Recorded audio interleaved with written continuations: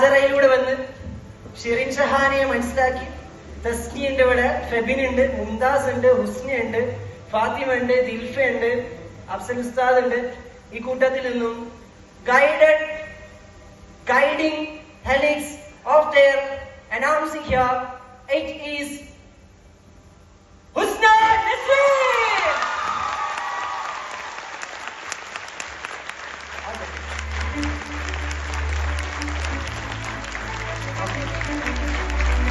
ഹുസ്നയുടെ beloved father ഇവിടെ ഉണ്ട്. അപ്പൊ ഉപ്പയുടെ സാന്നിധ്യത്തിൽ തന്നെ സ്റ്റേജ് വേണമെന്നാണ് ഹുസ്ന റിക്വസ്റ്റ് ചെയ്തത്. ഹുസ്നയുടെ ഒപ്പത്തിൽ ജസ്റ്റ് ഒന്ന് സ്റ്റേജിലേക്ക് വരാം.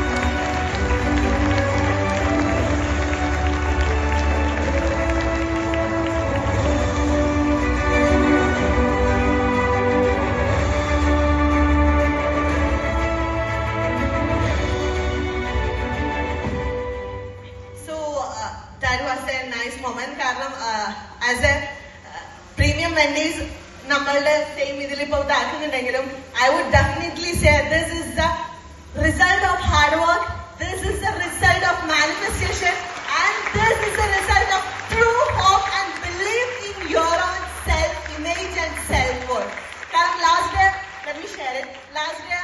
നമ്മളിങ്ങനെ ഹെലിക്സിന്റെ അവാർഡ് ഉണ്ട് എന്നുള്ള പറഞ്ഞ സമയത്ത് ഗൈഡ് ഏതൊരു സെഷനിൽ പറഞ്ഞപ്പം പ്രീമിയത്തിൽ വന്നിട്ട് ആള് പറഞ്ഞിട്ടുണ്ടായിരുന്നു, ഞാൻ എന്റെ കോസ്റ്റ്യൂം വരെ ഡിസൈൻ ചെയ്തു, ഞാനായിരിക്കും അവിടെ ഹോസ്റ്റ് ചെയ്യാൻ വാങ്ങിക്കാൻ പോകുന്നത്.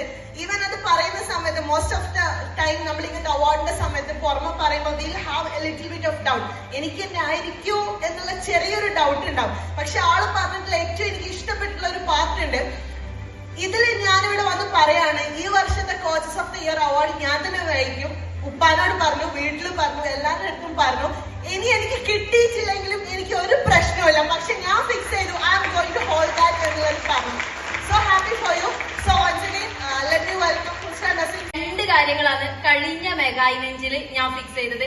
ഒന്ന് ഈ അവാർഡും, രണ്ടാമത്തത് പ്രീമിയം മെന്ററിങ്ങും. രണ്ടും എന്റെ കയ്യിലിപ്പുണ്ട്.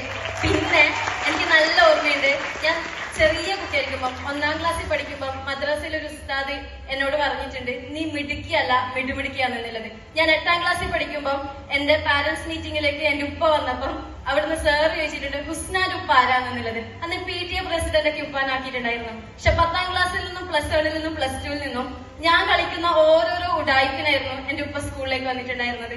അന്ന് ഉപ്പ പറഞ്ഞൊരു കാര്യമുണ്ട്, ആദ്യമൊക്കെ നിന്റെ ഉപ്പ എന്ന് പറയുമ്പോൾ എനിക്ക് ഭയങ്കര അഭിമാനമായിരുന്നു, ഇപ്പൊ നിന്റെ ഉപ്പയാണെന്ന് പറയുന്നത് എനിക്ക് അപമാനാണെന്ന്. പക്ഷെ അത് ഞാനാക്കിയിട്ട് ഉണ്ടാക്കിയതായിരുന്നു, ഞാനായിട്ട് തലതിരിഞ്ഞു പോയൊരു ടൈം ഉണ്ടായിരുന്നു. അതേപോലെ GCTP സമയത്ത് ഒരു പ്രോഗ്രാമിലോ ഞാൻ ആരെയും വിളിച്ചിട്ടുണ്ടായിരുന്നില്ല.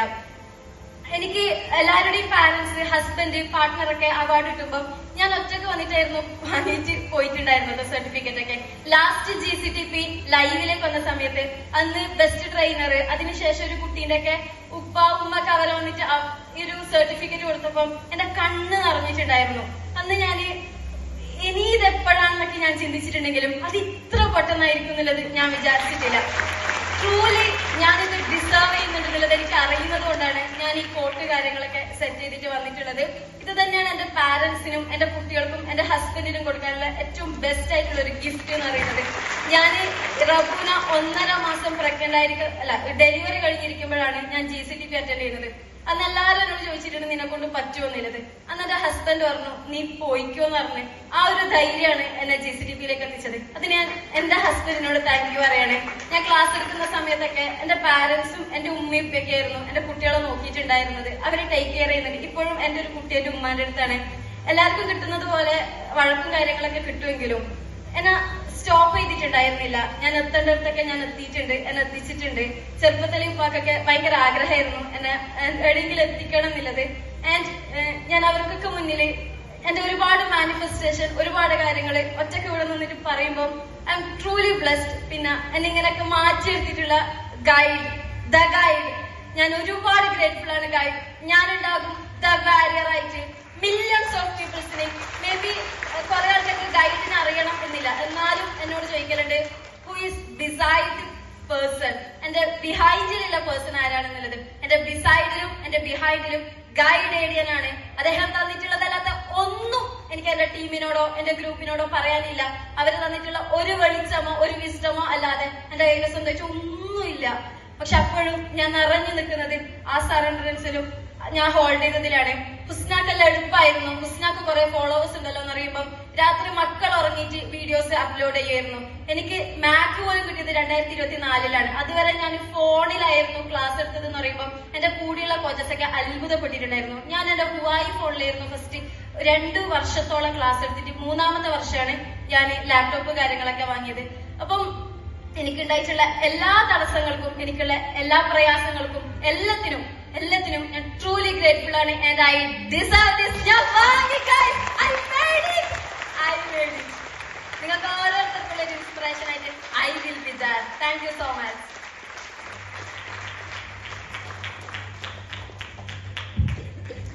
Thank you.